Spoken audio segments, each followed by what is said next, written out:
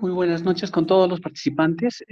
Mi nombre es Rodolfo Cairo Boringa, soy médico radiólogo y agradezco muchísimo a la posibilidad que me brinda el Colegio Médico 4 de Huancayo para la posibilidad de presentar el día de hoy el tema radiografía de tórax y COVID-19 en el primer nivel de atención.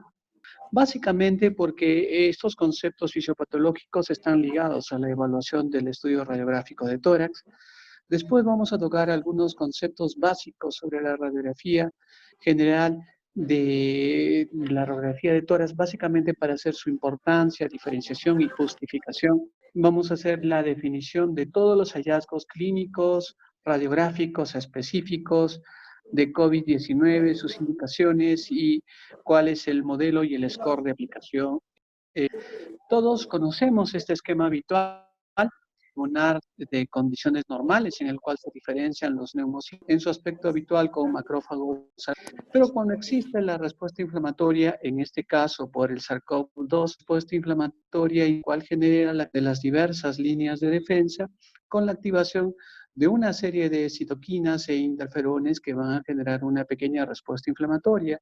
Si esta respuesta inflamatoria no es adecuadamente manejada, se va a transformar en una respuesta inflamatoria mucho más seria, en el cual ya se va a diferenciar debris, una gran reacción de neutrófilos en descarga, apoptosis y las membranas hialinas, que dicho sea de paso, podrán ser evaluadas básicamente en los estudios radiográficos y tomográficos como patrones intersticiales. Esa es la razón por la cual es importante hacer la diferenciación de estos cuadros.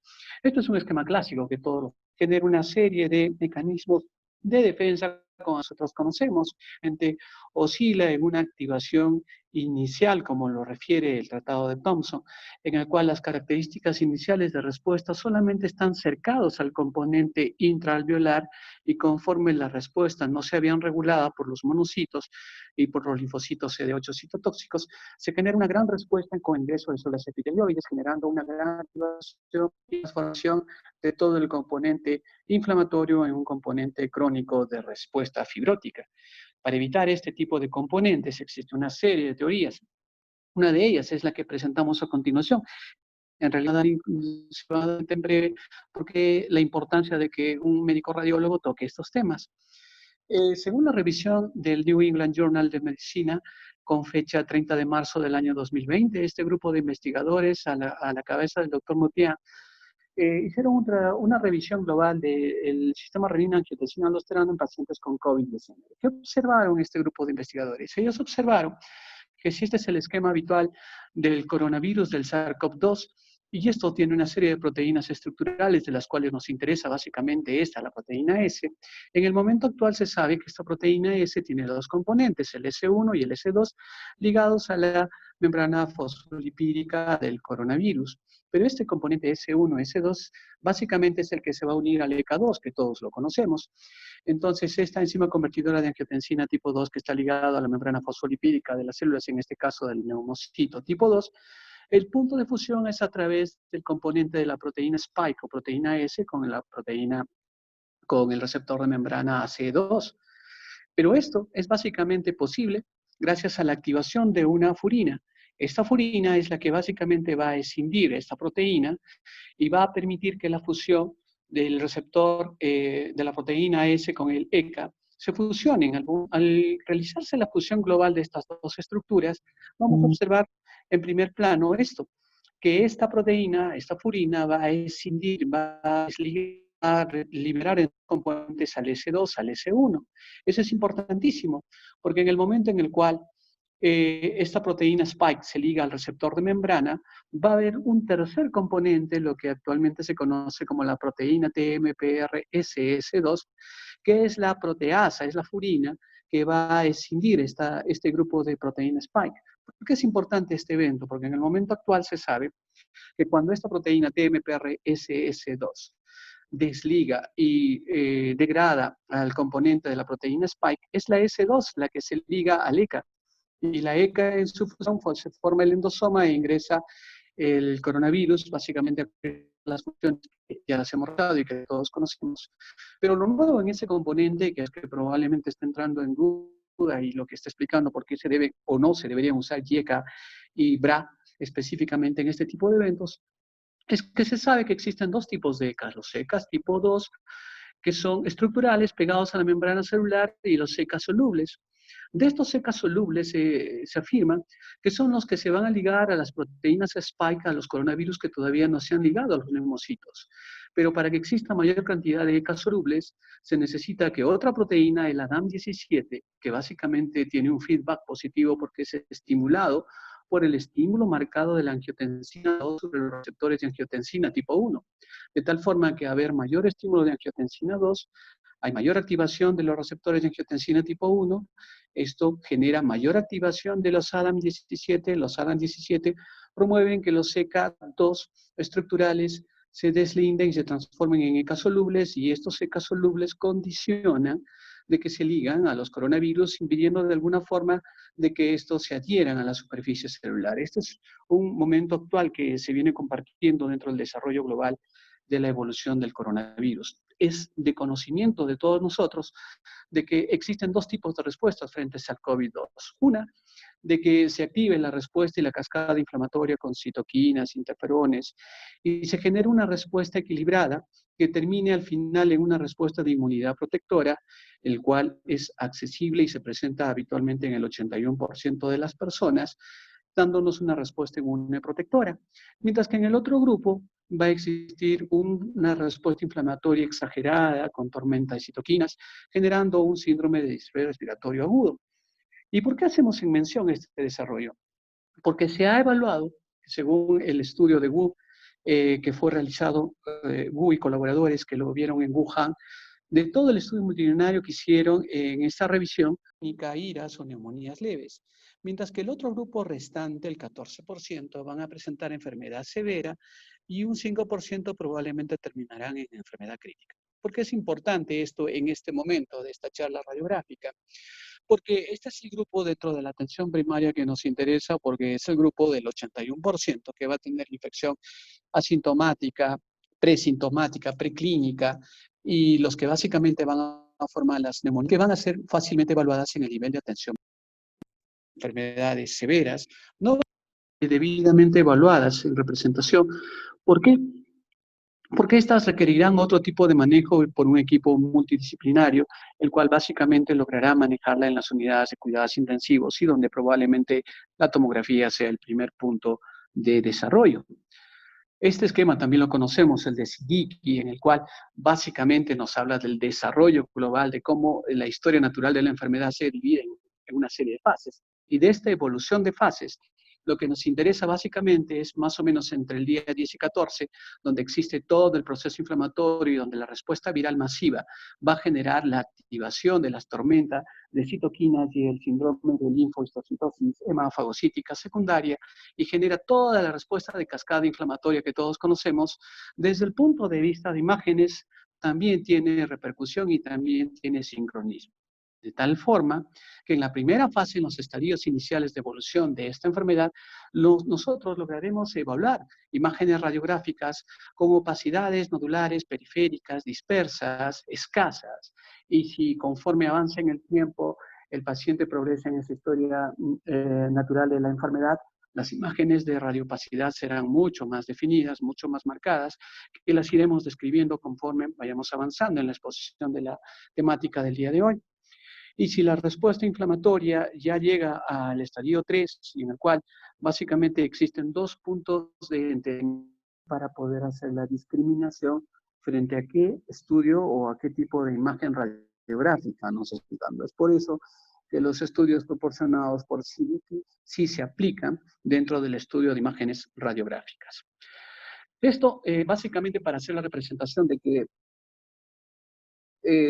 deberían tener al menos un elemento sintomático de signos breves, y esos signos breves nos van a permitir básicamente diferenciar frente a qué sospecha diagnóstica nos encontramos. Probablemente dentro del nivel de atención primaria, que es lo que busca esta representación de escenario que vamos a mostrar el día de hoy, solamente vamos a estar sujetos a pacientes con infecciones respiratorias leves y neumonías no graves, en las cuales básicamente los niveles de radiografías que vamos a representar van a ser las que se puedan encontrar en este grupo. Las demás probablemente van a necesitar el apoyo del equipo multidisciplinario de emergenciólogos, intensivistas, estudios tomográficos y otros exámenes auxiliares de mayor jerarquía. Bien, ahora sí, centrándonos a lo que viene a ser la charla del día de hoy, que es la introducción a la radiografía de tórax, básicamente comenzaremos que para un buen estudio, para una buena interpretación del COVID-19, tenemos que tener algunos lineamientos básicos de lo que es una radiografía de tórax normal. Primero tendríamos que hacer la diferenciación entre una radiografía de tórax en incidencia antero-posterior y postero-anterior. Usualmente las radiografías antero-posteriores es tomadas en sedestación, y las póster anteriores usualmente es en bipedestación. Usualmente el ingreso del rayo, del tubo de rayos X es de la parte anterior hacia la posterior y en cambio en la posterior anterior es de la espalda hacia la región esternal. Las características en el cual uno puede lograr diferenciar este tipo de diferencias globales entre una placa y otra es, número uno, las radiografías antero-posteriores usualmente tienen una magnificación de los tercios medios de las clavículas, a diferencia de las postero-anteriores en el cual las clavículas se observan de sus tamaños habituales. Otra característica habitual que observamos es en relación a los omóplatos.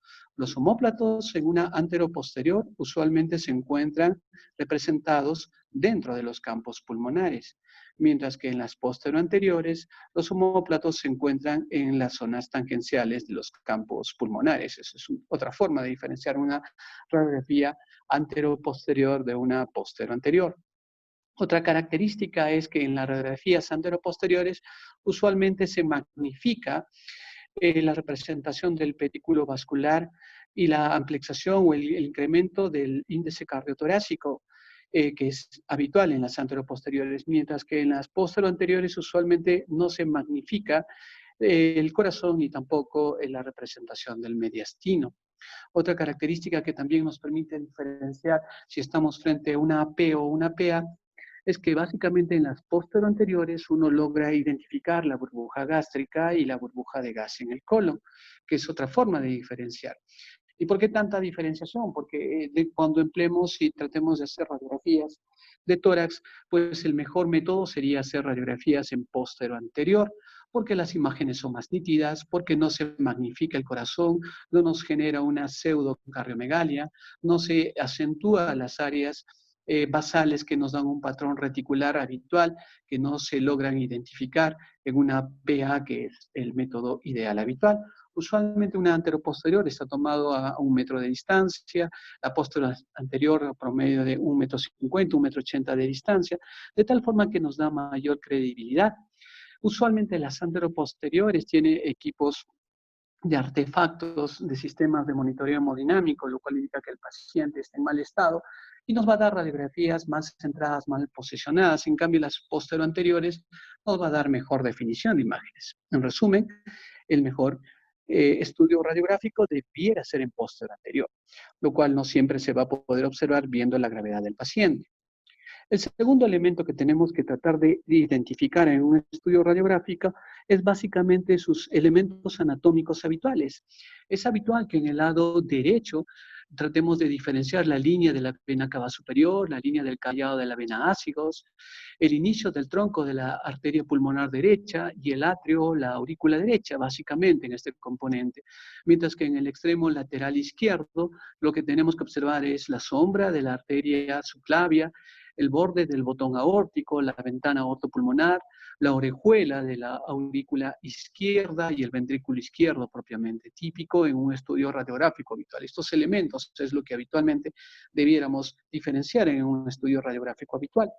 Lo mismo se puede visualizar en esta reconstrucción coronal de un estudio tomográfico en el cual el nivel de diferenciación de las estructuras es mucho más fidedigno.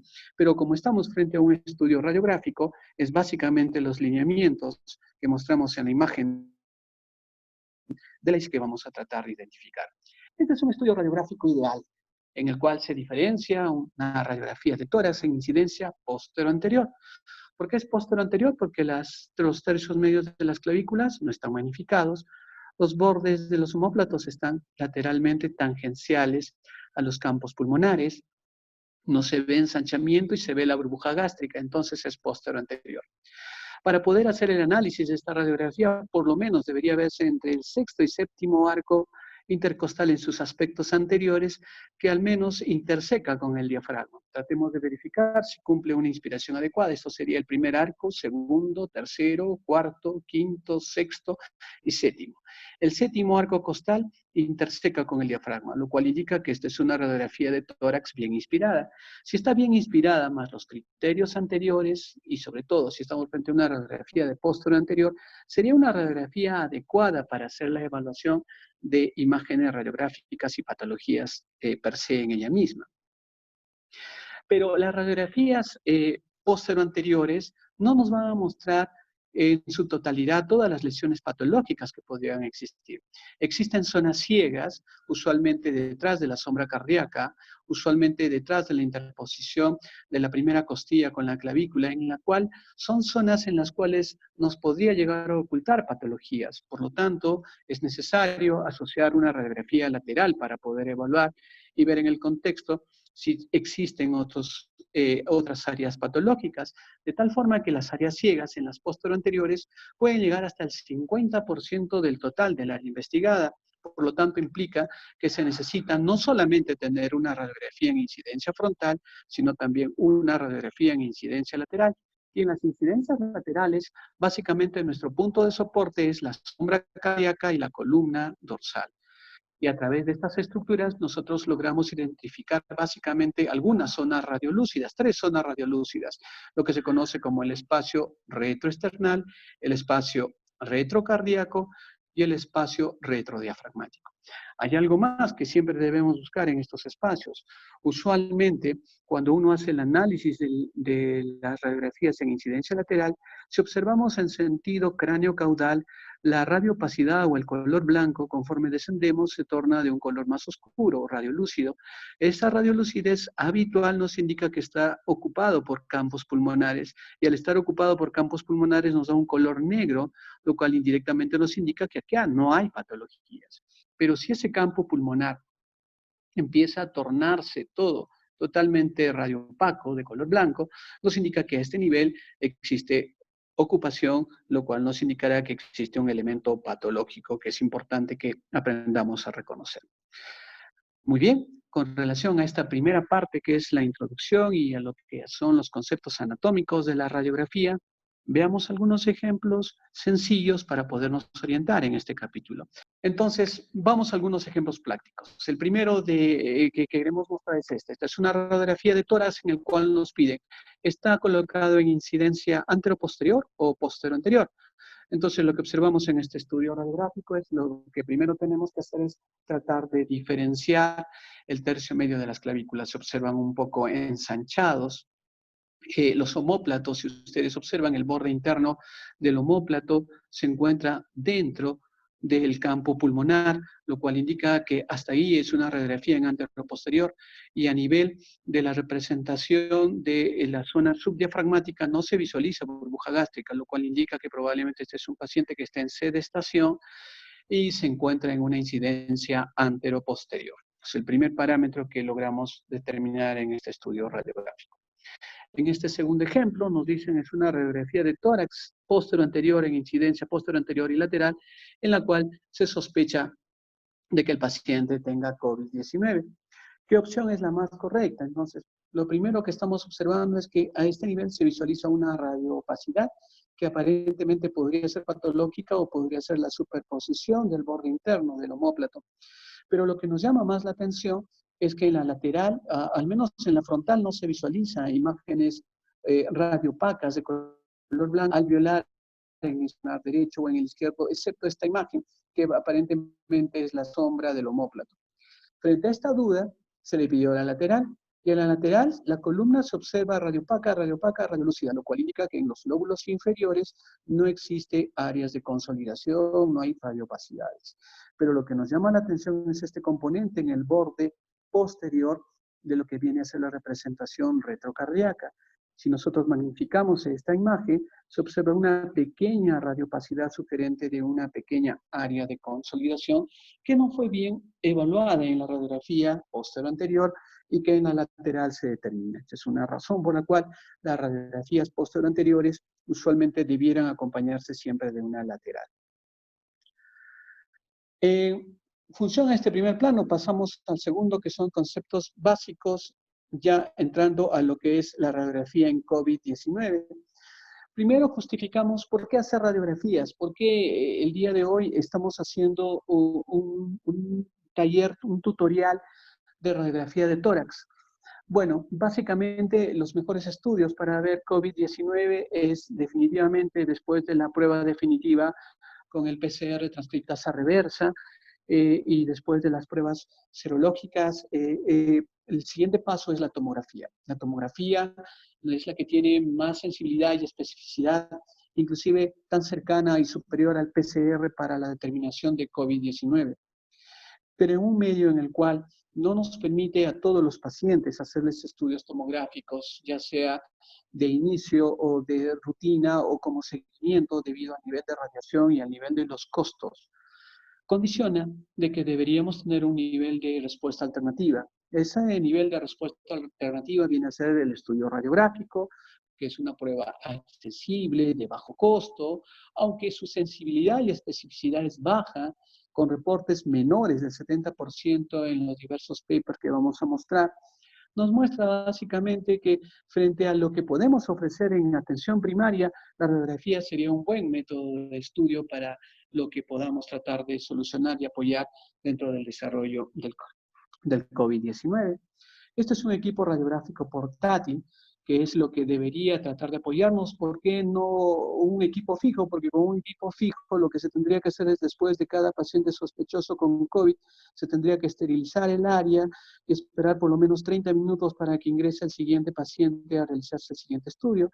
A diferencia de un portátil que se puede acompañar a la cabecera del paciente y es más fácil de esterilizar. La diferencia es que probablemente las imágenes no van a ser tan adecuadas, van a ser de un nivel subóptimo, pero sería la mejor opción para la determinación de estos estudios. La American College of Radiology, ACR, refiere que no debería tomarse como un criterio de rutina tantos estudios tomográficos y radiográficos y que debieran ser tomados estos con mucha precaución para su evaluación respectiva. Y la razón está en que según esta gran institución americana, si tenemos un estudio radiográfico como la que se muestra en incidencia posterior anterior con todos los parámetros establecidos y se revela de que este es un estudio radiográfico normal en el cual no hay patologías, entonces un estudio radiográfico normal no significa que el paciente no tenga COVID-19. Quizás no fue tomado en el periodo específico que nos mostraba la historia natural de Siddiqui, en el cual mostraba cómo debería ser el tiempo de evolución de la enfermedad y es por eso que nos daba un estudio radiográfico normal.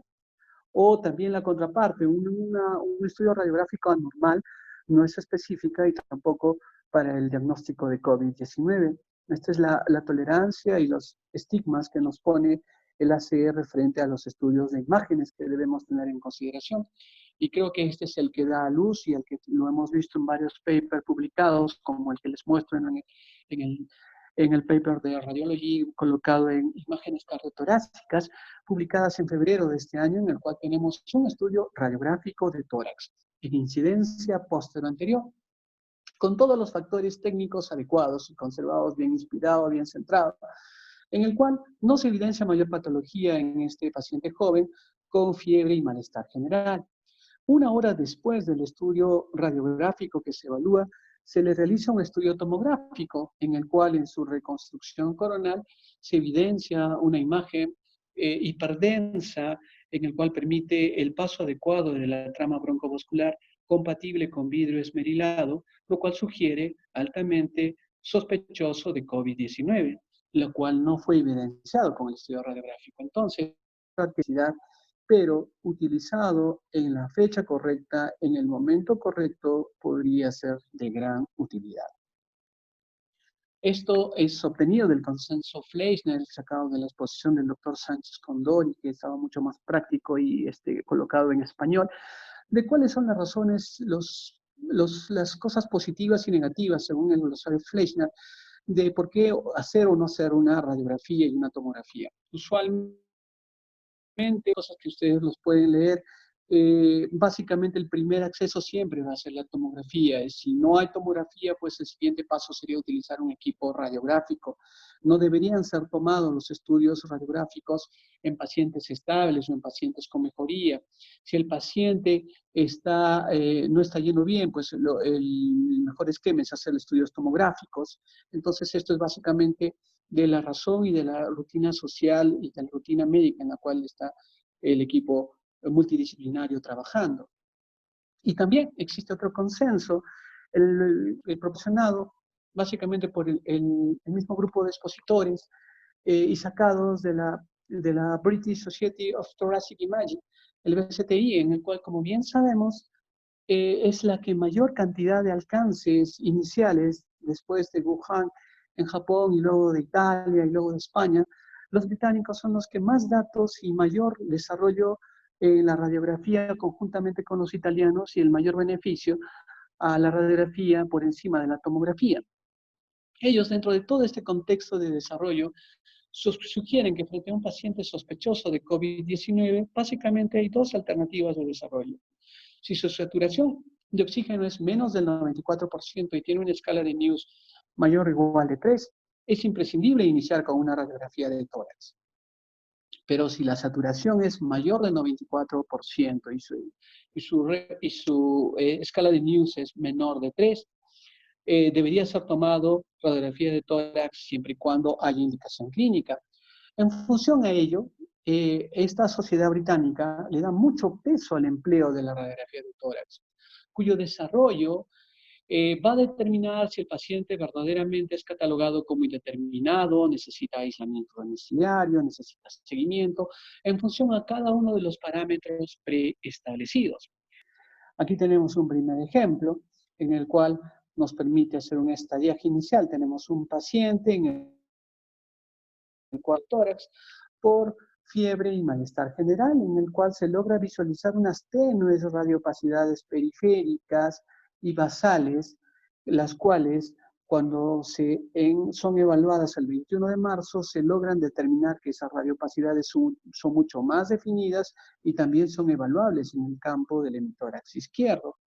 Estos elementos nos sugieren, si magnificamos esta imagen, que sí existía áreas de opacidad en ambos campos pulmonares y que solo la razón del tiempo ha condicionado de que estamos frente a un paciente con sospecha de COVID-19. Entonces, como primer lineamiento y como primer punto a favor, tendríamos que la radiografía sí tiene uso y sí puede ser utilizado de las fases iniciales del desarrollo de la enfermedad y que solamente una adecuada interpretación y un adecuado seguimiento podría darnos pie y darnos luces de que estamos a un paciente probablemente sospechoso de COVID-19. ¿Qué pasa con la especificidad?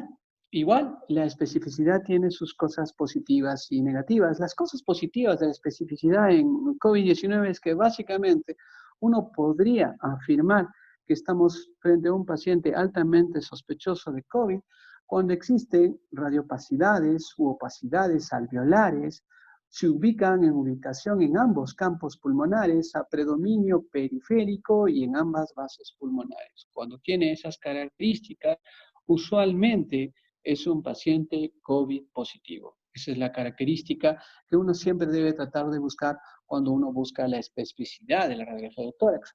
Veamos este ejemplo. Esta es una dama de 35 años en el cual ya tiene diagnóstico molecular de PCR SARS-CoV positivo, en el cual se logra identificar esta imagen de opacidad alveolar en el tercio medio del hemitórax derecho del campo pulmonar derecho, altamente sugestiva por su ubicación y aspecto de COVID-19. Si nosotros logramos magnificar esta imagen, vamos a observar que se logra diferenciar adecuadamente esa opacidad. Entonces, ese es un signo sugestivo que concuerda básicamente con los hallazgos moleculares de COVID-19. Bien, pasemos a algunos ejemplos en global, entonces ya para centrarnos a cuáles son los hallazgos típicos radiológicos de COVID-19. Pasamos primero con los conceptos básicos de radiografía de tórax. Muy bien. En este primer ejemplo es una radiografía de tórax en la cual nos piden cuál podría ser la opción más acertada. Esta es una radiografía tomada el 16 de marzo y esta es una el 20 de marzo. Esto viene a ser el estadio basal, el estadio inicial, y 4 días después. Observamos que en el 16 de marzo existe una radioopacidad, una opacidad alveolar periférica ubicada en el tercio superior del hemitórax derecho, y el cual, conforme asciende en 4 días, la opacidad se torna mucho más extensa y de bordes poco definidos. Lo mismo ocurre en este componente basal, en el cual la opacidad es tenue y ahora se torna mucho más definida. Como las opacidades se están haciendo más difuminadas, nos da a entender que este paciente está yendo en estado progresivo, lo cual sugiere que estamos frente a dos placas positivas sugerentes de COVID-19, lo cual se va meritando en el. Ahí tenemos las mismas imágenes, vamos a tratar de magnificarlas y tratar de sombrearlas para ver dónde se está diferenciando básicamente los puntos de opacidad alveolar, que son las que deberían ser detectadas por nosotros sin necesidad de ser radiólogo dentro del manejo de la atención primaria. Tenemos un segundo ejemplo en el cual nos piden cuál sería la opción correcta. Nuevamente, el primer paso que tenemos que hacer es rápidamente determinar frente a qué tipo de estudio estamos. Afirmamos que estamos frente a un estudio de radiografía de tórax en incidencia posterior anterior.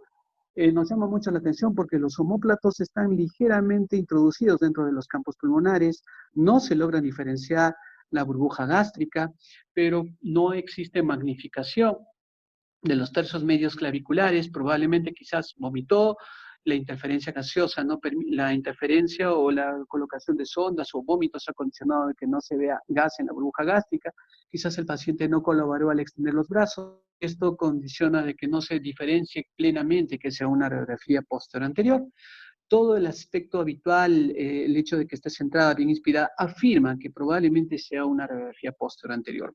Lo que nos llama la atención de esta radiografía, ya evaluando los campos, es esta radioopacidad que se visualiza en la base del campo pulmonar derecho. Lo cual, si lo comparamos con la contralateral, pareciera tratarse de la sombra mamaria, pero la diferencia es que esto es mucho más denso. En el contexto clínico de que el paciente tenga fiebre de 3, 4 días, malestar, poliartralgias, nos lleva a pensar en el contexto de la pandemia que estamos frente a un paciente con COVID-19, porque tiene una característica en particular, tiene una opacidad definida en una base pulmonar que es un criterio típico de COVID-19, como lo vamos a ver en breve. Bien, hasta ahí fueron básicamente aspectos introductorios, generales, para tratar de entretener y demostrar que la radiografía es importante y sí nos podría ayudar. Ahora sí, partamos de tratar de reconocer cuáles son los principales hallazgos radiológicos típicos que uno deberíamos buscar en una radiografía de tórax. Básicamente, los hallazgos radiográficos son evolutivos. ¿Qué significa? Si no va a depender del tiempo de evolución de enfermedad. Por eso es importante los datos clínicos en las características globales de evolución. Los primeros son básicamente estos 6 elementos que ponemos para la determinación de los hallazgos radiográficos probables de COVID-19. Es decir, si yo sospecho en 19, por lo menos el patrón más frecuente son las opacidades alveolares de aspecto algodonoso, de bordes parcialmente definidos, de ubicación periféricas que puede encontrarse solamente en uno de los hemitórax, lo ideal es en ambos hemitórax y de preferencia en las bases pulmonares. Encontramos estos elementos, estamos probablemente en el contexto de la pandemia en un paciente altamente sospechoso de COVID-19. Otra característica alveolares, pero de distribución difusa, es decir, ya no necesariamente periféricas, sino están ubicadas básicamente en diferentes campos pulmonares. Otras son las opacidades más tenues, ya no tan blancas como las anteriores, por eso se les denomina pseudonodulares, y de distribución difusa en ambos campos pulmonares, las llamadas multifocales. Otro elemento que debemos buscar habitualmente frecuente es el patrón intersticial, el aspecto de tela de arañas que se observa en ambos campos pulmonares, estar difuso elemento, el quinto, que usualmente son multifocales, de preferencia multifocales, pero tienen una característica de diferenciación. No ocupan todos, que ocupan un lóbulo pulmonar, estaríamos frente a consolidaciones lobares, y las consolidaciones globales COVID-19. Entonces, el requisito es que si se evidencian áreas de consolidación, de preferencia sean segmentarias, sean en parches o multifocales, que es una característica de COVID-19. Y finalmente, el sexto elemento que podemos tratar de identificar para afirmar que estamos frente a una radiografía comprobable COVID-19 son las opacidades difusas, tenues, mal definidas, que algunos prefieren llamarlas vidrios esmerilados o vidrios despulidos, y la gran mayoría de autores consideran que el término de vidrio esmerilados debería ser empleado para tomografías y no para radiografías. Bueno, en este momento no vamos a entrar en el debate, preferimos llamarlos como opacidades tenues mal definidas. Bien, partamos de ejemplos entonces en función a estos 6 tipos de probables hallazgos. El primero que vamos a mostrar, estamos frente a un varón de 52 años que tiene tos y fiebre desde hace 6 días de evolución. En el contexto de la pandemia viral, es altamente sugestivo desde el punto de vista clínico de COVID-19. Se le pide el estudio radiográfico de tórax, determinamos si es póster anterior, determinamos las características si está bien centrada, bien inspirada, y nos dedicamos, si todo va en orden, a determinar si existen opacidades. Sí, existen opacidades difusas, a predominio periférico y a predominio de las bases pulmonares.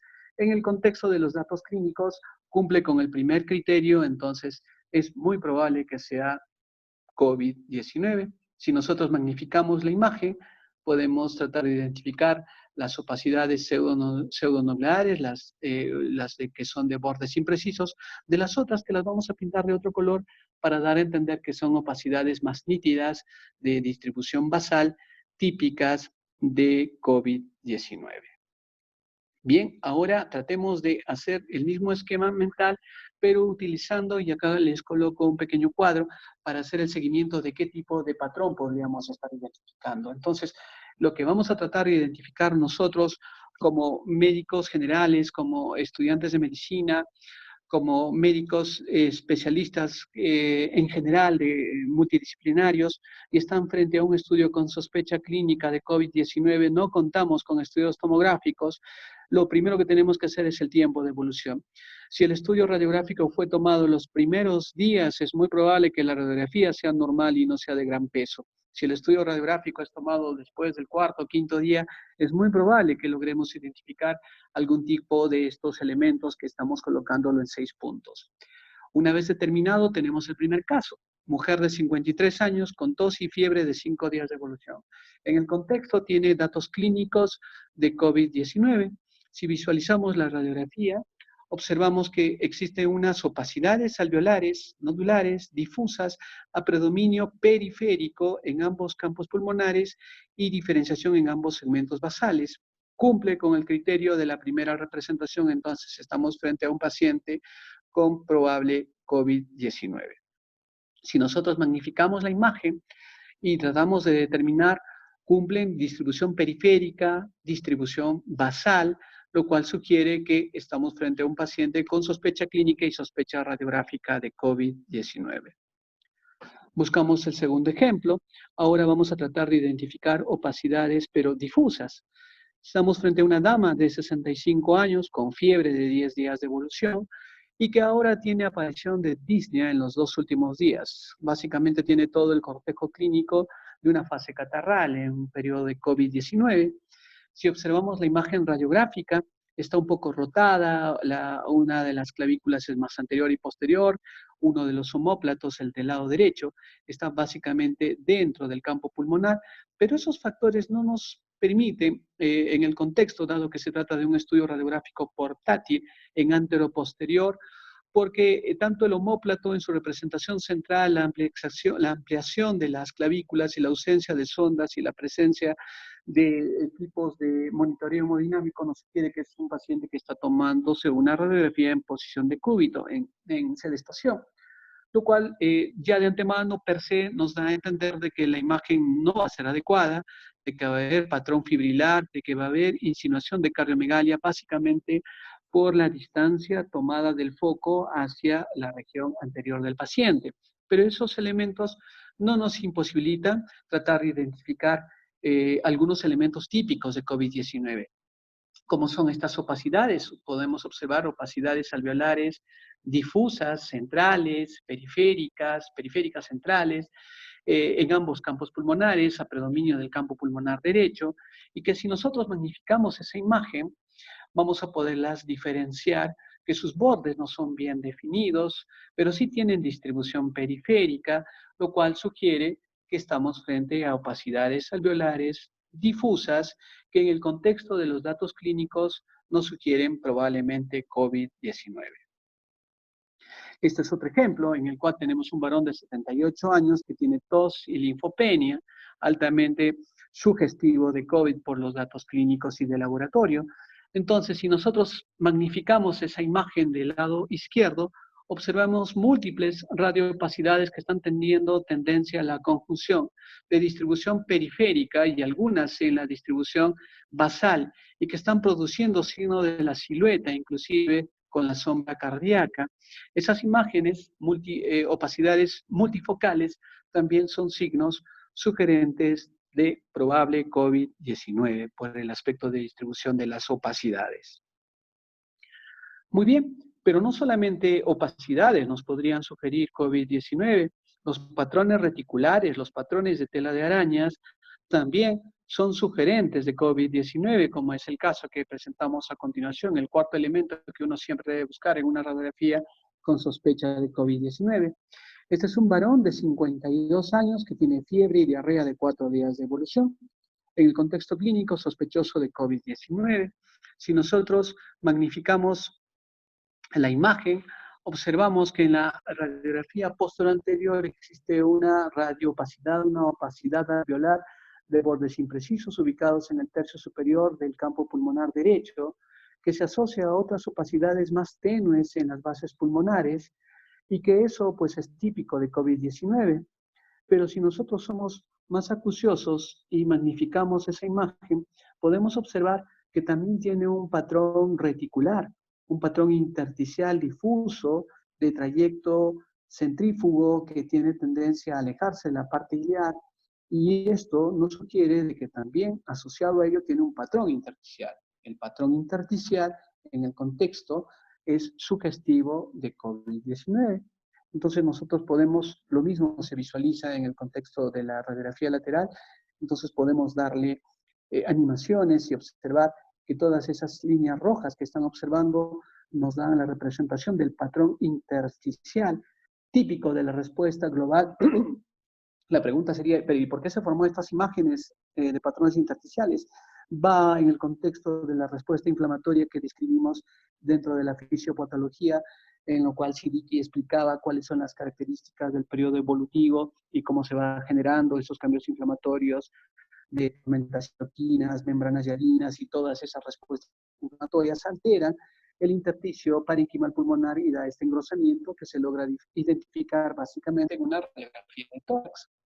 Observamos en el esquema entonces múltiples imágenes de patrón intersticial difuso en ambos campos pulmonares, de trayecto iliofugal y con algunas tenues opacidades que refuerzan la teoría de que estamos frente a un paciente con sospecha de COVID-19. Lo mismo se puede visualizar en la radiografía lateral, las opacidades representadas, las tenues opacidades en la radiografía lateral. Muy bien.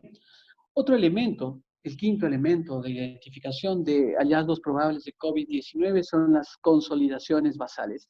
Las consolidaciones basales, tener en consideración de que no estamos hablando de consolidaciones lobares, porque de ser lobares, pues indica que probablemente estamos frente a un proceso infeccioso bacteriano y que probablemente es una neumonía por estreptococo neumonía en el mejor de los casos. pero si las consolidaciones son multifocales, no están comprometiendo necesariamente todo el contexto de un lóbulo, entonces son altamente sospechosas de COVID-19, como en el caso de esta dama de 17 años, con tos y fiebre de 10 días de evolución, paciente joven, en el cual cuando se hace la magnificación de su estudio radiográfico, se visualiza una opacidad difusa en la base que no llega todavía a extinguir totalmente la cisura menor, por lo tanto solamente es segmentaria y también se observa en el otro extremo, en el tercio inferior de la base de mi tórax izquierdo, de bordes imprecisos, y frente a este aspecto nos lleva a pensar de que son consolidaciones, en este caso bibasales, que en el contexto de la pandemia también son sugestivos de COVID-19. Si estas características fueran más extensas y comprometen las cisuras, nos llevarían a pensar y a hablar de que verdaderamente estamos frente a una sociedad. El sexto elemento que podemos diferenciar ya viene a ser la conjunción de los demás datos anteriores, opacidades tenues unilaterales. En este caso tenemos un varón de 40. La radiografía de tórax nos está mostrando básicamente una tenue opacidad que se está identificando a este nivel. Esta radiopacidad alveolar se observa de forma muy tenue y es típico del desarrollo de COVID-19. La asociación de todas ellas también podría darnos hallazgos probables de COVID-19, es decir, podemos observar opacidades alveolares mezcladas con opacidades intersticiales, o podemos observar áreas de consolidación mal definidas que desde el punto de vista tomográfico sería vidrio esmerilado. Esta conjunción de opciones también en el contexto podría sugerirnos COVID-19, como esta imagen, en el cual visualizamos una dama de 68 años con fiebre y disnea, en el cual se observa una tenue opacidad difusa de aspecto vidrio despulido, vidrio esmerilado en ambos campos pulmonares, que asocia áreas de mayor densidad que parecieran tratarse de áreas de consolidación, como viuda, se le pidió un estudio tomográfico y en la reconstrucción coronal se evidencia, pues sí, son áreas de consolidación asociadas a áreas de vidrio esmerilado. Entonces, los patrones mixtos de vidrio esmerilado y consolidación, o lo que se denomina tenues mal definidas con áreas de consolidación, nos dan también otros elementos sugestivos de probabilidad de COVID-19. Evidentemente, la tomografía ya nos afirma con mayor sensibilidad y especificidad que es un paciente con COVID-19. Esta es la imagen del estudio radiográfico, que el cual estamos haciendo presente, magnificada. Es una anteroposterior porque se ve equipos de monitoreo hemodinámico, lo cual indica que es anteroposterior, pero nos permite observar esta radioopacidad tenue, difusa en ambos campos pulmonares, que presentan áreas de mayor radioopacidad que nos habla de áreas de consolidación. Entonces, esto nos da luces de que es una representación mixta, lo cual sugiere que también es un COVID-19.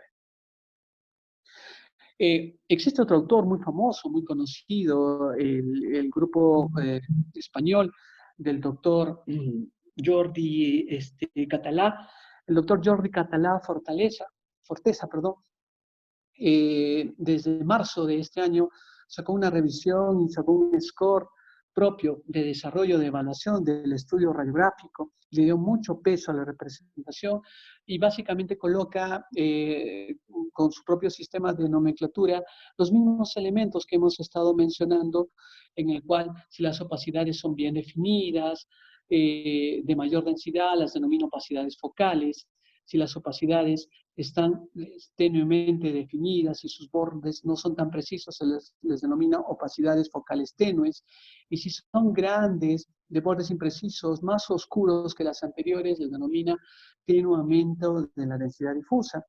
Y también habla de los patrones intersticiales focales o de los patrones mixtos, que son los que hemos visto. Es decir, habla del mismo esquema de representación desde otro ángulo, en un estudio muy detallado, muy conciso de evaluación, a los cuales están interesados en ampliar más, ahí les mando, y al final también les mando bibliografía de la representación global de algunos centros que están realizando mucha evaluación de estudios radiográficos, como es el doctor Jordi Català. Así como existen hallazgos sugestivos, también existen hallazgos que nos indican que no es COVID-19. Entonces, los hallazgos poco probables de COVID-19 son estos nuevamente 6 elementos que las vamos a mencionar.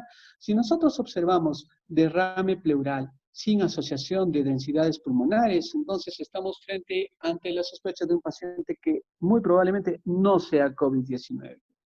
Si encontramos opacidades ya no periféricas, sino ahora centrales, parilares, bilaterales, y que se pueden asociar con derrame pleural, eso es un signo sugerente de que probablemente no es COVID-19. Si asociamos consolidaciones lobares, no es COVID-19. Si existe presencia de lesiones cavitadas, es muy probable que no sea COVID-19. La presencia de adenopatías usualmente indica no COVID-19, aunque esto entra en un punto de debate porque dentro de las revisiones radiográficas de los grupos italianos muestran en varios papers que también dentro de los hallazgos sugestivos hallaban adenopatías. Y también hay muchos papers que muestran que la representación de derrame pleural es apreciable dentro de los COVID-19. De tal forma que tanto derrame pleural y adenopatías deberían ser tomados con pinza y en el contexto de los demás datos clínicos que están proporcionando el paciente. El quinto elemento es lesiones en pared torácica, como lesiones líticas, nos llevan a pensar más que probablemente no es COVID-19 frente a esta fusión de elementos habituales. Entonces, en la primera parte hemos mostrado signos característicos de COVID-19. Ahora estamos mostrando 6 signos habituales cuya presencia en las radiografías nos descartan probablemente que estemos frente a un COVID-19 y que deberíamos darle la opción a diagnósticos alternativos. Esto es la revisión que hace el grupo de estudio del tutorial de radiografía de tórax del doctor Jordi Català, en el cual muestra lo mismo. Si encontramos áreas de consolidación lobar con broncogramas aéreos, entonces no es COVID-19. Si encontramos adenopatías perileares, probablemente se trata de un linfoma, tuberculosis, sarcoidosis y es muy probable que no sea COVID-19. Si encontramos formaciones nodulares de bordes definidos, muy densas, miden más de 3 centímetros, 3 milímetros, perdón, más de 3 centímetros, estamos frente a lesiones nodulares no típicas de COVID-19. Si encontramos derrame pleural, efusión pleural o cisuritis, entonces nos lleva a pensar que probablemente no es COVID-19. Acá mostramos algunos ejemplos. El primero de ellos, en el cual tenemos una radiografía en incidencia frontal y lateral, en el cual cuando magnificamos, notamos básicamente esta área radiolúcida rodeada de un halo radiopaco sugerente de cavitaciones en un paciente que probablemente tiene tuberculosis con un área de cavitación bien definida, lo cual aleja la posibilidad de COVID-19. Si somos pragmáticos y seguimos el orden de los hallazgos sugestivos, comenzaríamos con este primer ejemplo, búsqueda de derrames pleurales.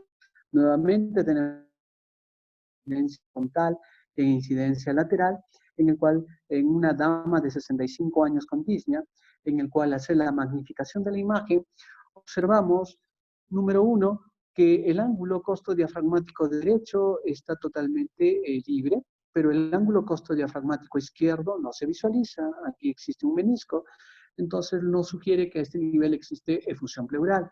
Si la efusión pleural coexiste, se halla presente sin la definición de áreas de lesiones nodulares, periféricas, centrales, difusas, nos aleja, y solamente la representación de efusión pleural nos aleja la posibilidad de COVID-19.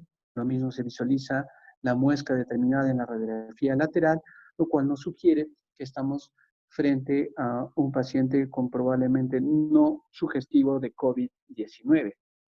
El segundo elemento es la representación de septos, la representación de tractos fibrosos, que si se asocian a representación de áreas de derrame pleural, es probablemente que no se trate de COVID-19.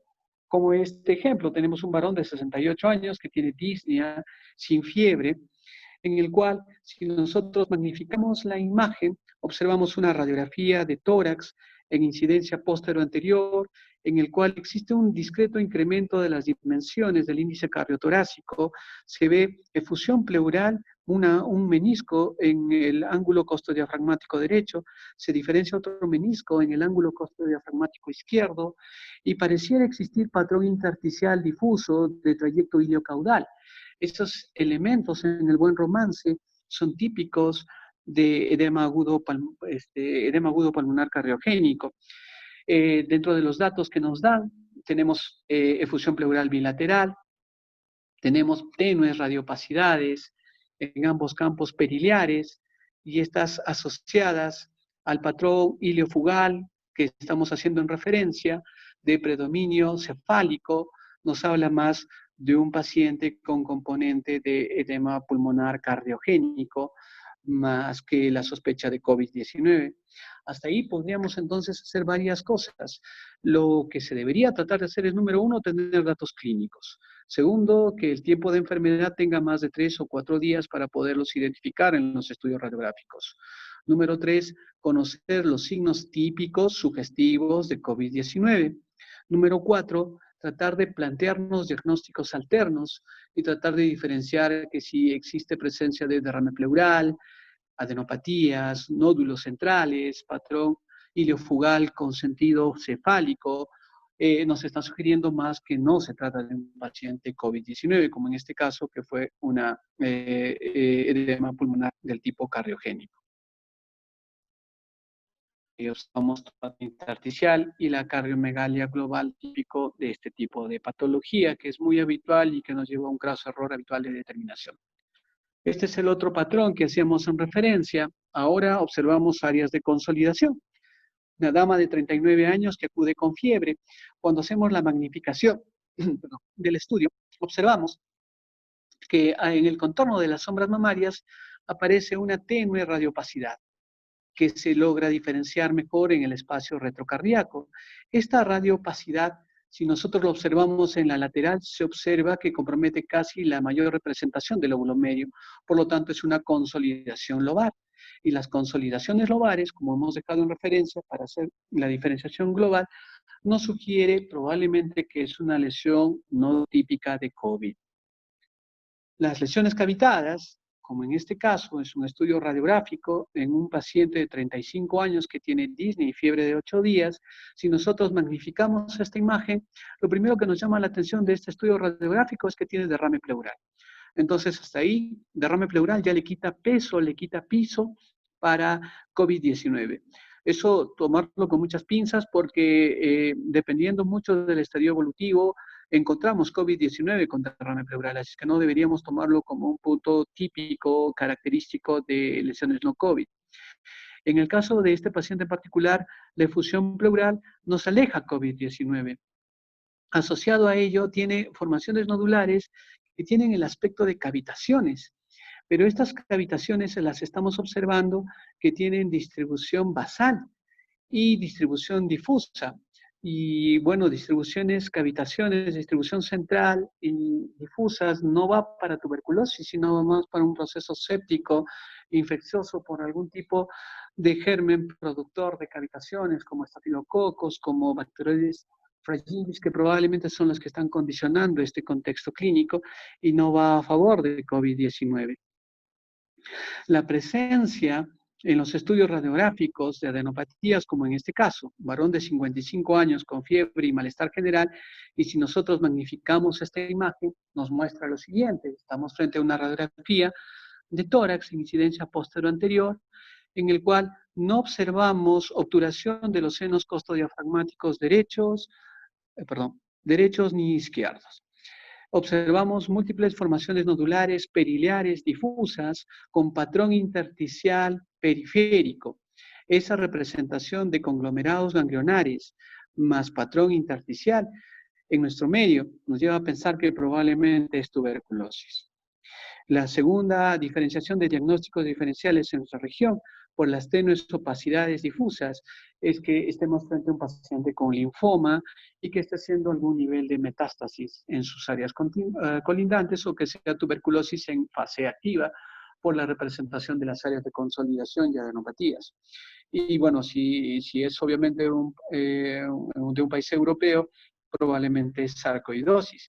Pero estos elementos de representación de adenopatías asociados a patrón intersticial y áreas tenues de opacidad central va más a una lesión no COVID, como es lo que muestra las imágenes en general, las adenopatías. Entonces, presencia de adenopatías usualmente no sugieren COVID. Esto, igual que la efusión pleural, reitero, tomarlo con pinzas, porque dentro de los papers mostrados en las revisiones italianas, ellos sí encontraron adenopatías asociadas a pacientes con COVID-19. En nuestro medio, usualmente adenopatías no es sugestivas de COVID-19. La presencia de formaciones nodulares, tipo masas, también nos quitan la posibilidad de que estemos frente a un paciente con COVID-19, como es el caso de esta dama de 63 años que tiene malestar y disnea de esfuerzo. Si nosotros evaluamos el estudio radiográfico, observamos que muestra tenues radiopacidades alveolares difusas, pero hasta ahí esto tiene la sospecha de ser un paciente con COVID porque son periféricas y basales. Pero aquí aparece otra imagen mucho más definida, de bordes definidos, que hace signo de la silueta con la sombra cardíaca, lo cual indica que probablemente está en los segmentos anteriores, lingulares. Y cuando se hace la representación global, es una imagen densa, extensa, lo cual va más a una lesión neoformativa con componentes metastásicos, que es lo que probablemente lleva al contexto y no es sospechosa de COVID por su distribución. Muy bien, veamos entonces ejemplos ahora en su conjunto de lesiones sospechosas de COVID y lesiones no sospechosas de COVID entremezcladas. El primer caso, tenemos un paciente en el cual nos piden correlacionar y optar con la opción más adecuada. Entonces tenemos una radiografía de tórax en la cual se evidencian múltiples radiopacidades, opacidades alveolares difusas de distribución central, muchas con tendencia a distribución periférica, hay representación a nivel basal, no se logra diferenciar, acá no se podría afirmar si está obturado o no el seno, el ángulo costodiafragmático izquierdo. En el contexto global de la pandemia, yo le daría punto a que se trate de un paciente con COVID positivo, básicamente por su distribución, por su tendencia de confluencia y por su distribución periférica.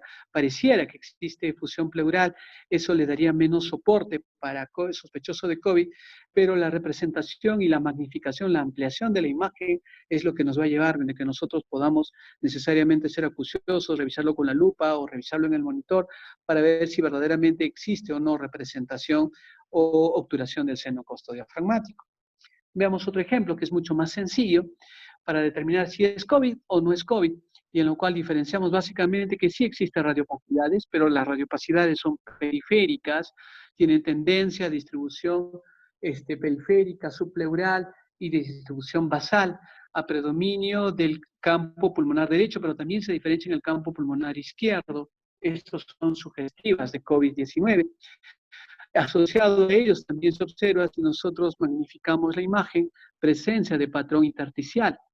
Y el patrón intersticial también aporta y refuerza de que sea un paciente COVID-19. Veamos y magnifiquemos la imagen para tratar de identificar los hallazgos.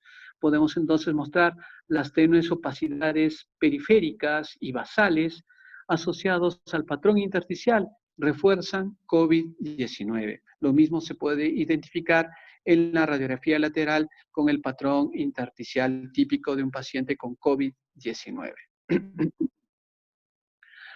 En el siguiente ejemplo, observamos una radiopacidad, básicamente representado en el tercio inferior del campo pulmonar izquierdo.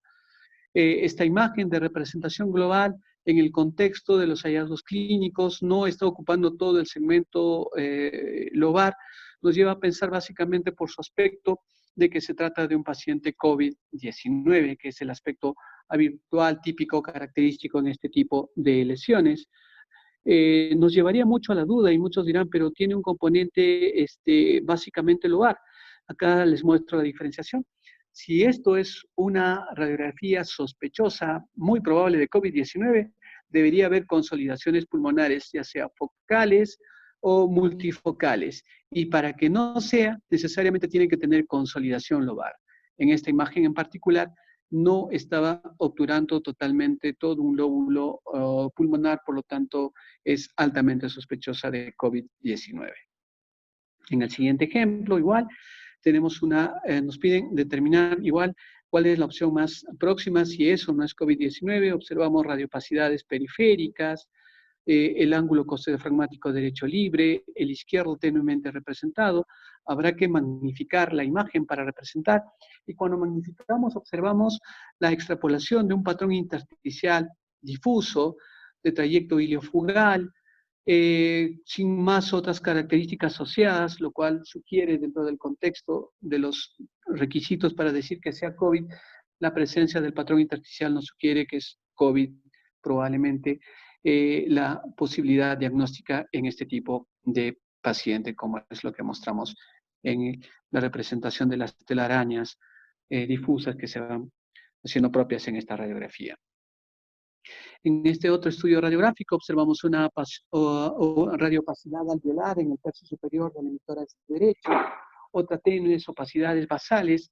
En el contexto de los datos clínicos es altamente sospechosa de COVID-19, pero hasta ahí es técnicamente sospechosa de COVID-19. Pero acá nos llama la atención esta imagen, lo cual nos lleva a que la mejor determinación debería ser magnificando el desarrollo global de la imagen. Entonces, al magnificar la imagen, observamos que los arcos costales del lado derecho son sincrónicos con los del lado izquierdo, y si seguimos ascendiendo, notamos que a este nivel existe ya una deficiencia de representación de los arcos costales, lo cual indica que existe acá una lesión lítica que está afectando la superficie costal, más la representación de estos conglomerados que se están observando a manera de adenopatías, nos sugiere que evidentemente esta tenue opacidad nos afirmaba en la imagen producida que probablemente es un COVID, de conglomerados ganglionares, periliares, más la representación de la lesión lítica en la superficie ósea nos habla de una probable lesión neoformativa, entonces estamos frente a una lesión no COVID, probablemente es una lesión de tipo neoformativa. Y aquí magnificamos para visualizar que el arco costal contralateral no se representa en el área dicha, entonces representa una lesión neoformativa. Este es otro estudio en el cual los ángulos costodiafragmáticos están libres, no logro identificar radiopacidades, probablemente esta es una radiografía negativa, sin representación de opacidades, no nos lleva a pensar que sea COVID, es una placa radiográfica, un estudio radiográfico normal, negativo. Esta es una imagen típica de radiografías en pacientes con tuberculosis. Siempre que miremos este aspecto de distribución, básicamente apical, con patrón intersticial, con tractos fibrosos, y si se logran identificar cavitaciones, pues técnicamente esto es representación de una imagen de un paciente con tuberculosis. Acá observamos el patrón intersticial difuso que asocia áreas de cavitación, y estas áreas de cavitación apical, sugieren que estamos frente a la sospecha de un paciente con tuberculosis activa y no COVID, porque recuerdan que en COVID usualmente son lesiones nodulares, alveolares, difusas de distribución periférica y en los segmentos basales, y aquí se está ubicando en segmentos superiores y hay áreas de cavitación, entonces eso es usualmente sugerente de tuberculosis. Acá tenemos otra imagen en el cual igual notamos una radiopacidad definida de consolidación con cavitación en el hemitórax izquierdo, lo cual, si nosotros lo magnificamos, observamos broncograma aéreo. La presencia del broncograma aéreo nos afirma que esto es un área de consolidación, y con esta pequeña área de cavitación nos sugiere evidentemente que cavitación más áreas de consolidaciones definidas alejan la posibilidad de COVID-19. Y así podemos seguir buscando mayor representación de imagen. Aquí observamos múltiples áreas de opacidad periférica, y estas áreas de opacidad periférica nos lleva a pensar en el contexto global de que es un COVID-19. Otra imagen más en el cual lo que es evidente es la efusión pleural. La efusión pleural nos sugiere básicamente en este contexto de que probablemente no es COVID, pero si tiene asociado algunas representaciones de opacidades, disculpen ustedes, de opacidades nodulares alveolares escasas, nos lleva a la incertidumbre de que si verdaderamente esto es un paciente no COVID o COVID. En este caso, lo que determinará será la evolución clínica. En este caso, fue sometido a un PCR, el PCR resultó positivo, entonces, a pesar de mostrar efusión pleural, tenía criterios para ser catalogados como COVID-19. Vean ustedes que no todos los signos son sincrónicos para afirmar que es COVID o no es COVID frente a la presencia de efusión pleural. Esa es la razón de colocar este estudio radiográfico. Este estudio radiográfico muestra esta opacidad en el tercio superior del hemitórax derecho, en el cual cuando se magnifica es tenue, es difuso y también se representa en los componentes basales a este nivel. Entonces, estos son sugerentes de COVID-19 por su distribución periférica y distribución basal. ¿Por qué es importante hacer esta diferenciación global? Porque nos permite no solamente hacer la diferenciación si es COVID o no es COVID, sino también nos permite hacer el seguimiento radiológico. El seguimiento radiológico debiera ser usualmente determinado en el tiempo de evolución, dado que se ha observado que los estadios donde se verán mayores cambios radiológicos va a ser en los días 10 y 12, como lo representa este estudio realizado por Wong en Wuhan, en China, en el cual mostraron ellos, según este paper de marzo del 2020, en el cual los días 10 y 12 son los días donde existe mayor cambios radiográficos en los estudios habituales. Pero si uno le realiza los estudios radiográficos los primeros 4 días, habitualmente no se visualizarán muchos cambios radiográficos. Y si los estudios radiográficos se realizan los últimos días del mes, entre el promedio de los 25 o 30 días después del inicio de la enfermedad, también se logrará evidenciar muy pocos rasgos radiográficos. Por lo tanto, es importante, si uno está sospechando de que estamos frente a un paciente con COVID-19, tener número uno los datos clínicos, el tiempo de enfermedad, para poder afirmar si es accesible o no realizarle un estudio radiográfico y en función de ello hallar los hallazgos probables y los hallazgos no probables de COVID-19. En este caso, los días donde hay mayor incidencia y desarrollo son los días 10 y 12, según este paper mostrado por Wong y colaboradores. Muy bien. Y así podemos mostrar lo que referíamos al inicio del desarrollo. El mayor desarrollo evolutivo, la presentación es mucho más definida de las radiopacidades. Y si uno ya está en la fase de absorción, probablemente lo que encontraremos es lo que habitualmente se encontraba en los primeros días. Y esto es el ciclo evolutivo del tiempo de enfermedad que se mostró en las primeras imágenes de los estudios fisiopatológicos de la historia natural que mostró Siddiqui y que probablemente todos ustedes también lo han venido revisando y que cumple también con los estudios tomográficos. Es por eso que tanto en los estudios radiográficos y tomográficos podemos evaluar inicialmente vidrio esmerilado. Conforme pasan los días, en los estudios tomográficos visualizaremos el empedrado loco, asociado a áreas de consolidación y conforme siga evolucionando solamente volveremos a evaluar vidrio esmerilado, lo cual indica que el paciente no ha vuelto a ser reinfectado, sino está cumpliendo el ciclo evolutivo de su fase inicial, su fase de ascenso, su fase pico y su fase de absorción, que es lo que habitualmente se espera hallar también en los estudios radiográficos. Esa es la razón por la cual se debiera hacer estudios radiográficos de forma concienzuda. Vean ustedes, el día 22, las opacidades tenues, el día 24, mayor representación con tendencia a confluir, el día 27, son muchas más definidas, y el día 1 de abril prácticamente ya se borraron ese desarrollo, siguió el ciclo natural de evolución. Este es otro ejemplo similar en el cual nos muestra cómo va evolucionando desde un día inicial en su fase prodrómica, llega a su fase cenit, para llegar básicamente a su fase absortiva. ¿Por qué es importante aprender? Porque, bueno, aunque no sean muchos de los participantes radiólogos, necesariamente tenemos que tener una secuencia de informe y tenemos que hacer una secuencia de estratificación. Es decir, lo que uno trata de buscar es seguir un orden sistemático de mencionar ¿Dónde están las opacidades? Si las opacidades son únicas, son varias, son de distribución central, de distribución periférica, si se localizan en las bases, en ambos campos pulmonares, esos elementos son importantes porque le dan peso a que se trate de COVID-19. Y si logramos identificar derrame pleural, adenopatías, masas, lesiones cavitadas, nos sugieren que probablemente no es COVID-19, de tal forma que el resumen global va a ser a que el final de la explicación sea una radiografía de tórax negativa, lo cual me descarta que sea COVID-19 o que sea un diagnóstico alterno o que sea una radiografía positiva, porque encontramos signos sugestivos de COVID-19.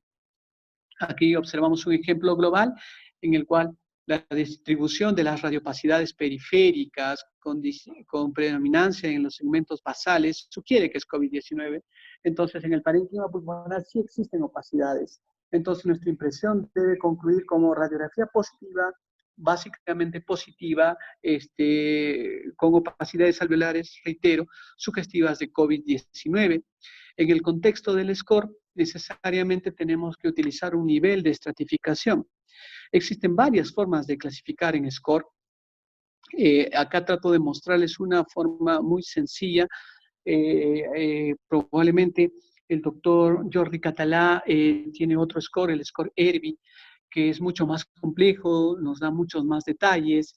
Inclusive cuando vemos la revisión del doctor Jonathan Sánchez, vamos a observar que nos muestra revisiones italianas, que tiene cosas mucho más complejas y mucho más definidas para la evolución y que creo yo deberían ser más para el manejo de los radiólogos.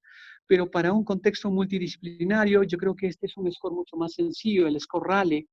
El score RALE, que son siglas de Radiographic Assessment of Lung y edema, básicamente nos hace la representación de la evaluación radiográfica en función al edema pulmonar. Lo hace un score abreviado de este score del año 2018 y trata de adaptarlo a lo que podría ser la representación del COVID. ¿Qué dice este score RALE? El score RALE básicamente busca que una vez determinada en la radiografía de las opacidades en ambos campos pulmonares, busca segmentarlo en cuadrantes, de tal forma que esta radiografía las vamos a segmentar en 4 cuadrantes. Para ello, lo primero que voy a hacer es determinar el punto medio del parénquima pulmonar y tratar de identificar los cilios pulmonares. A nivel de esos cilios pulmonares voy a trazar esta línea roja que pasa a través de ambos cilios pulmonares. A partir de ello, voy a trazar una línea que pasa por los vértices y por los ángulos costodiafragmáticos. Y una vez que se han trazado líneas paralelas a las superficies del piso, trato de buscar el punto equidistante medio en las líneas superiores y trato de buscar un punto medio en las líneas inferiores, de tal forma que el campo pulmonar ha sido dividido en 4 cuadrantes. Cada uno de estos 4 cuadrantes representa la cuarta parte del campo pulmonar derecho y del campo pulmonar izquierdo, el 100% del campo pulmonar derecho y el 100% del campo pulmonar izquierdo. En cada uno de estos campos, el siguiente paso es identificar las radiopacidades que hemos aprendido. Entonces, por ejemplo, en el campo pulmonar derecho estoy visualizando esta radiopacidad, una única radiopacidad en el campo pulmonar derecho, en la cuarta parte. Mientras que en el campo pulmonar izquierdo logro identificar 2 radioopacidades. Estas 2 opacidades alveolares indican que acá existe un compromiso mayor. Si lo segmentamos en función al score, podría decir que en el campo pulmonar derecho hay la representación de una lesión nodular y en el campo pulmonar izquierdo hay 2 lesiones nodulares. Si hacemos una sumatoria serían 1 en el izquierdo, 1 en el derecho, 2 en el izquierdo, 3 lesiones. Esas 3 lesiones de los 8 compartimientos referidos nos dirían 3 de 8. 3 lesiones de 8, según esta tabla de representación, según el score RALE, nos indicaría que estamos frente a una afectación moderada, y una afectación moderada nos indica que aparte de nosotros afirmar que estamos frente a un paciente sospechoso de COVID, tenemos que colocarle que muestra un nivel de afectación moderada para su manejo respectivo. Esto es lo que busca la representación según el paper de Wong, que es el que estamos utilizando en esta forma de representación muy práctica. Veamos otro ejemplo para la representación de casos similares. Acá tenemos otro paciente con mayor afectación. Entonces, si nosotros dividimos el parénquima pulmonar en segmentos, en cuadrantes, colocamos en la línea media de los cilios, en los vértices, en los ángulos costodiafragmáticos, trazamos las líneas equidistantes accesorias y observamos que existen opacidades en 1, 2, 3, respectivamente. Por lo tanto, en el lado derecho tenemos 3 opacidades. En el campo pulmonar izquierdo también tenemos 3 áreas ocupadas, lo cual nos da un score de 6 de 8, porque son 8 los cuadrantes en cada uno. 6 nos indica que es una afectación grave. Por lo tanto, esto sería un paciente con opacidades sospechosas de COVID-19 con afectación grave y que probablemente va a necesitar un manejo hospitalario mucho más serio. Esa es la razón por la cual nosotros debemos hacer el score. Ahora, muchos dirán, pero esto está un poco complejo, un poco difícil, no hay necesidad de ser radiólogo para hacerlo ellos, simplemente uno podría asumir, como lo viene representando en el tutorial del doctor Jonathan Sánchez, diferenciar solamente representación de colores. Si uno nota que las áreas de color negro, las radiolúcidas, son en su contexto de área mayores que las áreas de color blanco, entonces nos indica que tiene una afectación leve. Si las áreas de color negro son proporcionales o iguales a las áreas de color blanco, estamos en una afectación moderada. Y si las áreas de color blanco son mayores en su conjunto a las áreas de color radiolúcidas negras, entonces nos indica que estamos a una afectación grave sin necesidad de utilizar este tipo de score. Y acá tenemos un ejemplo más en el cual ya se ha separado en cuadrantes y observamos una única radioopacidad observada en este cuadrante. Entonces, en el lado derecho tenemos solo una nodulación alveolar, en el lado izquierdo no tenemos, sería una de 8 nos habla de una afectación leve. Entonces, estamos frente a un paciente con sospecha de COVID-19 con afectación leve, básicamente de manejo domiciliario. Esta última también podemos hacerlo ya directamente, en el cual observamos que básicamente están comprometidos 3 áreas en simultáneo, lo mismo que las 2 áreas inferiores del hemitórax izquierdo, lo cual indica 3 en el lado derecho, 2 en el lado izquierdo, nos hace 5 de 8, lo cual nos sugiere que es una afectación moderada para este tipo de paciente. Es decir, así se puede seguir haciendo representación de scores. Esta, básicamente, más que buscar representación de score, nos busca tener muchísimo cuidado. Intencionalmente coloqué esta cuarta representación para que ustedes puedan notar. Esta es una radiografía en la cual nos piden, ¿es COVID o no es COVID?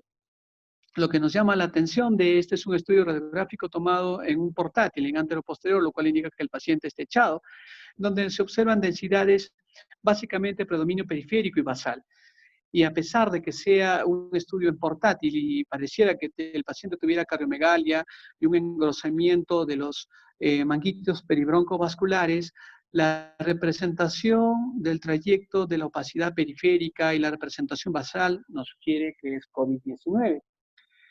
Pero ¿qué pasa en esta imagen? Es muy semejante.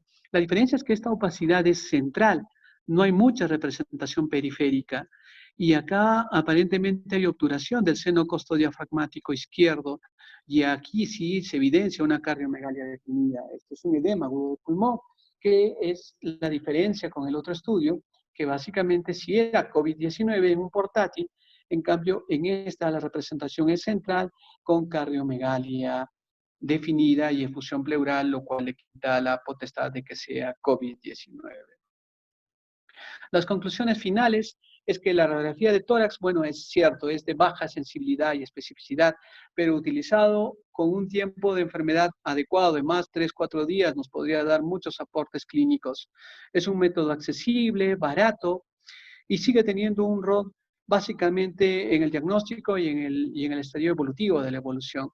Pero la radiografía por sí sola no da mayor beneficio si es que no está usado en el contexto de la evolución.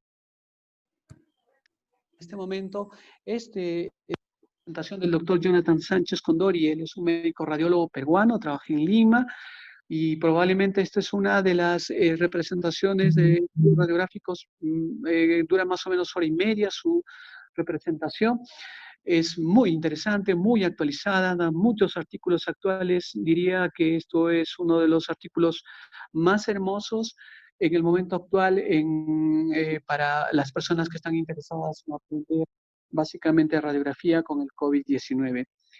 Esta otra es del doctor Jordi Català, es muy interesante, utiliza otro tipo de score, ellos utilizan el score ERVI, un poquito más complejo, más práctico para los radiólogos, quizás un poco complejo para los médicos de otras especialidades, pero las imágenes de representación son muy didácticas, muy recomendable esta representación.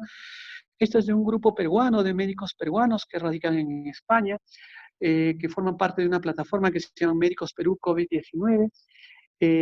Una de las colegas, la doctora Greta Arias, nos proporcionó varios papers. Este es el más interesante, es una plataforma virtual, aquí les dejo el link, y con este link pueden hacer al acceso a inscribirse de forma gratuita y mostrar una serie de más o menos 100 radiografías y les hacen preguntas como a manera de fast test y uno puede calcular su capacidad de evolución, sus valores predictivos positivos y negativos y cuánta capacidad de resolución de radiografías pueden hacerlo sin necesidad de ser radiólogos.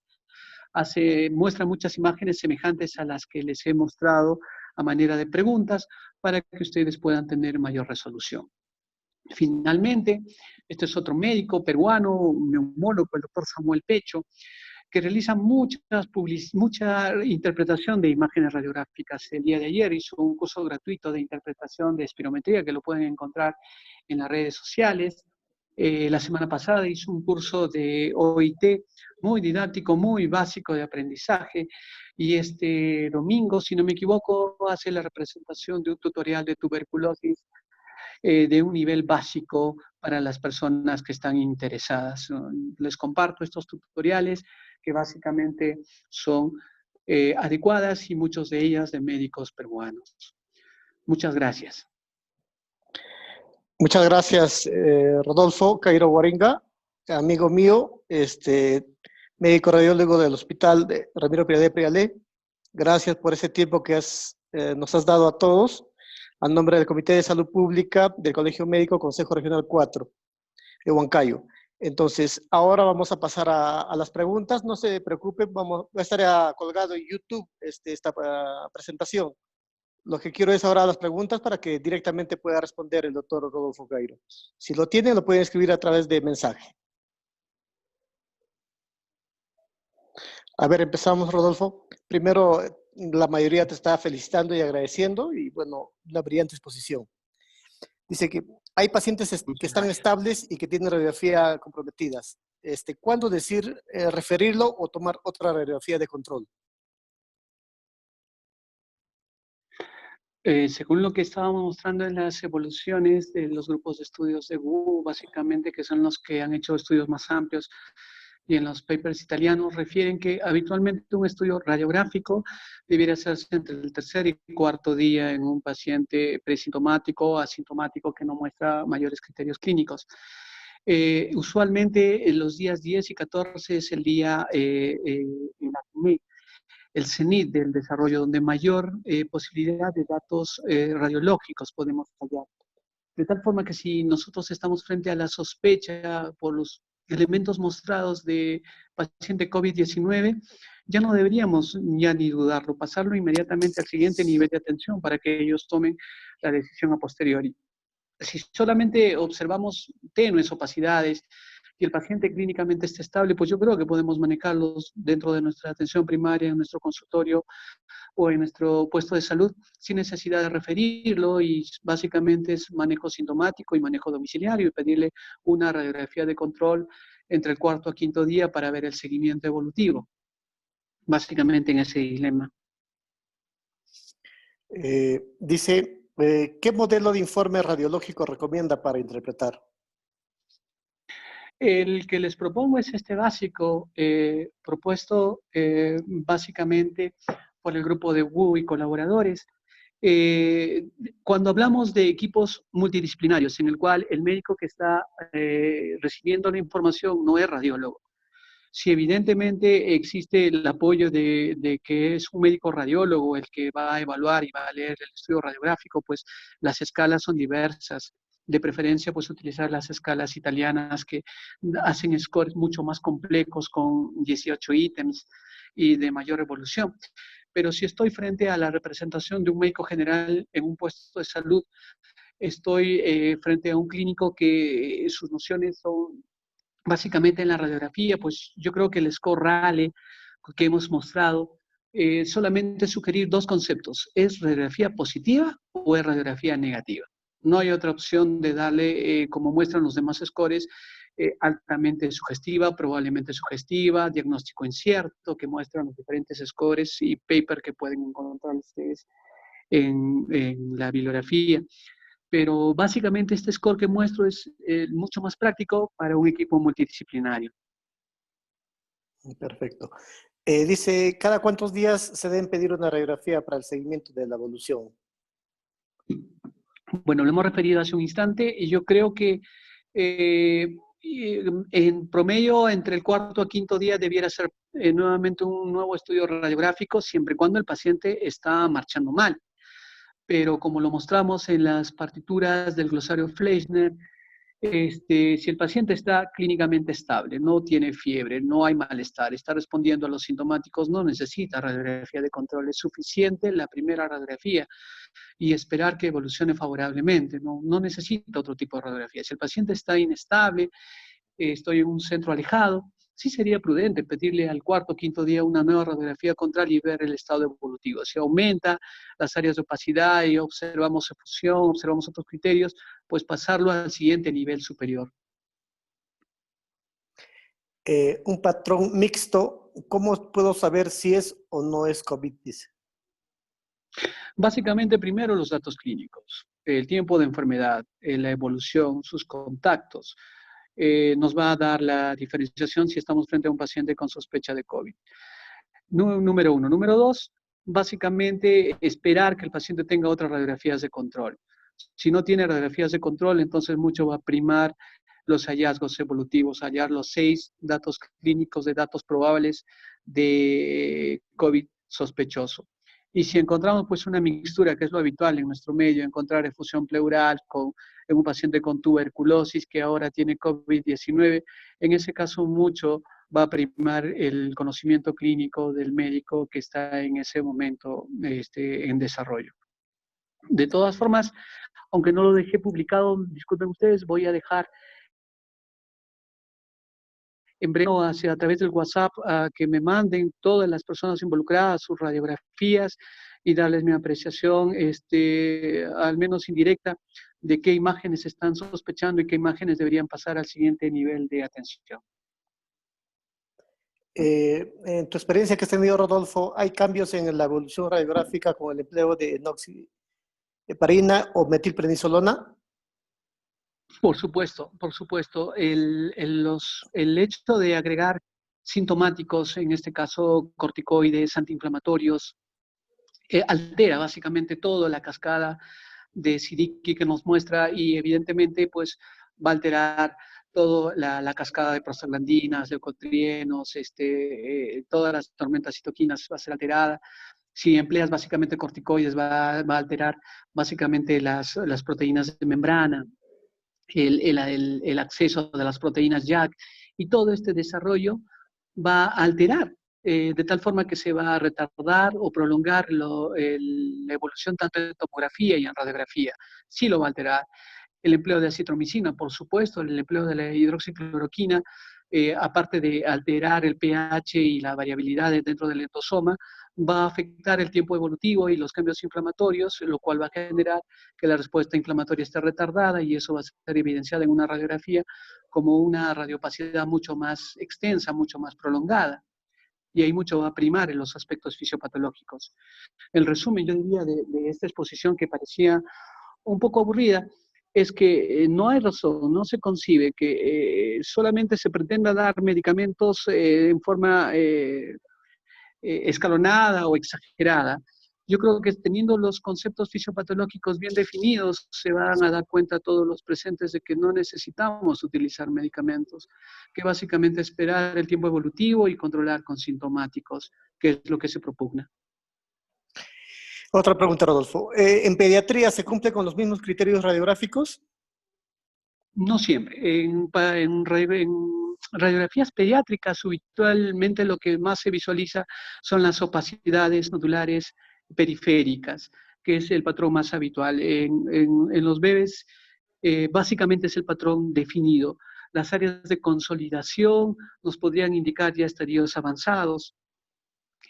Definitivamente es un manejo mucho más para el especialista que para los médicos en general de diferentes áreas o multidisciplinarias. Yo creo que un paciente pediátrico sí debiera ser manejado de la mano con el radiólogo y el pediatra, los dos juntos. Si estoy frente a un puesto de salud y un centro de salud con un paciente sospechoso de COVID, pues yo no me atrevería a estar haciéndole manejos radiográficos de control o posteriores. Preferiría mandarlo al nivel de atención superior. En la experiencia que has tenido, Rodolfo, ¿existe radiografía normal y COVID positivo? Por supuesto, según lo que refiere el glosario Fleischner y también el RESNA, puede ser que si el estudio radiográfico es tomado los primeros días, llámese el día 1 o el día 2, y evidentemente yo ya estoy contagiado de COVID-19, pero no tengo ninguna manifestación, soy asintomático y me tomo la radiografía, va a salir normal. Al salir la radiografía de tórax normal, no excluye que tenga COVID-19, porque estoy en un estadio evolutivo en el cual la radiografía, su sensibilidad es muy pobre. Hay varias preguntas para tomografía, pero eso va a ser yo creo que para la siguiente exposición por el éxito que has tenido, Rodolfo. Voy a continuar con algunas preguntas más.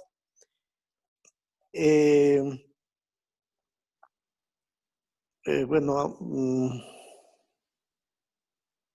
¿en qué casos, dice, se puede observar derrame pleural con COVID-19?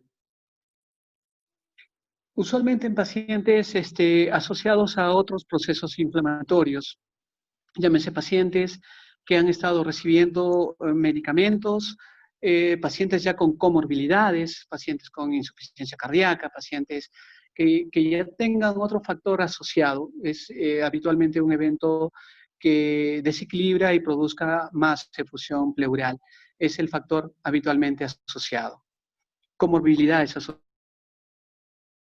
en resumen. En casos de un paciente que haya tenido tuberculosis y luego COVID, las imágenes probablemente puedan variar, ¿no? ¿O se ve igual? Usualmente se superponen. En el paciente con tuberculosis se va a observar el patrón reticular, las áreas de consolidación, todo el patrón típico de un aspecto de tuberculosis, pero asociado a todo ello se va a acentuar las opacidades alveolares difusas, el patrón intersticial va a ser mucho más extenso, pero si el paciente ya tiene el contexto de que es tuberculosis positiva, yo creo que este tipo de paciente ya con comorbilidad, igual que los pacientes pediátricos, ya deberían pasar más a un manejo fino por el neumólogo, el radiólogo, el infectólogo y un manejo multidisciplinario ya no debería ser siendo manejado en la atención primaria. Bueno, no hay todavía por describir lo que es fibrosis, pero en el corto tiempo que se ve los pacientes, ya se podría decir que hay secuelas de fibrosis cuando ha tenido un paciente de COVID. Esta representación de fibrosis hace en referencia al manejo de la nomenclatura de la fisiopatología que explica Siddiqui, que explican todos los grupos involucrados en los trayectos de investigación. O sea, la fibrosis en general es un estadio evolutivo que puede aparecer en 30 días y que puede aparecer de aquí a 2 a 3 años. Y que creer que un estudio radiográfico inicial tomado los 15 días o al mes va a mostrar una radiografía con patrones fibróticos definidos, contracción, bronquiectasias, creo que sería pedirle demasiado a este estudio sencillo y práctico, que lo único que busca es tratar básicamente de diferenciar si es o no es COVID de una forma sencilla. Yo creo que si uno trata de buscar fibrosis, ya debería pasar ya a otro nivel de atención y ser evaluado por tomografía y tratar de buscarle otros signos típicos en las áreas tomográficas. Después que el COVID se negativiza, ¿después de cuánto tiempo se puede ver ya una radiografía normal? Como lo mostramos en la exposición, usualmente después de los 30 días se puede observar variabilidad en los estudios radiográficos. No existe un patrón definido, existe la disociación clínica o radiológica observadas igual en otras patologías. No existe un patrón en el cual después del día 30 ya la radiografía está totalmente limpia, es variable. Usualmente en la gran mayoría de personas se espera que después del mes ya la radiografía está recuperando su radiolucidez habitual. En la placa radiográfica, los hallazgos que se ve cuando tiene asma y COVID, ¿varía o es como siempre se ve en un paciente asmático? Usualmente en un paciente asmático lo que uno busca más es patrones enfisematosos, representación de una mayor aireación de los campos pulmonares, que podrían superponerse, pero usualmente en un paciente con COVID lo que se observan no son áreas negras como en el asma, sino áreas densas, radiopacas, lo cual no negativiza, por el contrario, permite hacer mejor la diferenciación en COVID, dado al contexto propio del asma, ¿no? Y también recordar, pues, que asma no se ve por radiografías, que nos podría orientar básicamente la evolución, es básicamente por pruebas funcionales propias de los neumólogos, ¿no? No por radiografías. Es un método de soporte de un examen auxiliar más, pero que no debería ser condicionado para la evaluación básicamente de asma, la radiografía. Ya. La última pregunta. Como se sabe, quizás las pruebas rápidas están un poco escasas. Pregunta un colega. ¿La radiografía de tórax y la clínica serían suficientes para diagnosticar este COVID? Sí, eso es lo que propugno, lo que tratar de hacer llegar a nuestros niveles de atención primaria, dado que en nuestros niveles de atención primaria no tenemos todos el acceso a un estudio tomográfico y solamente tenemos a nuestro favor los datos clínicos y no hay pruebas serológicas y ni pruebas rápidas, pues yo propongo que pues, la opción podría ser tratar de utilizar las radiografías, que la sensibilidad es baja, 70-40% en promedio, pero asociado a buenos datos clínicos y a un estadio evolutivo nos puede ayudar bastante. Eso es lo que se está propugnando, ¿no? Con las primeras diapositivas que proponemos. Es la razón también por la cual me incentivó a tratar de promover la radiografía en un medio en nuestro país en el cual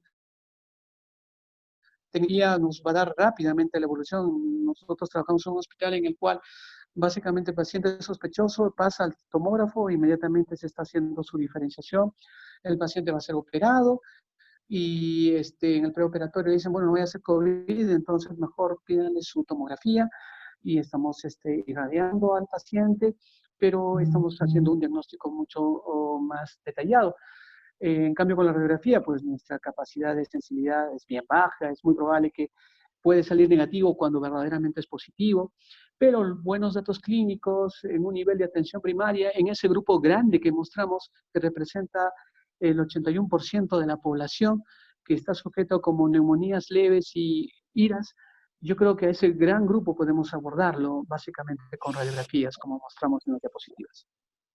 A ver, Brian se animó a preguntar y no hay que dejar con la duda.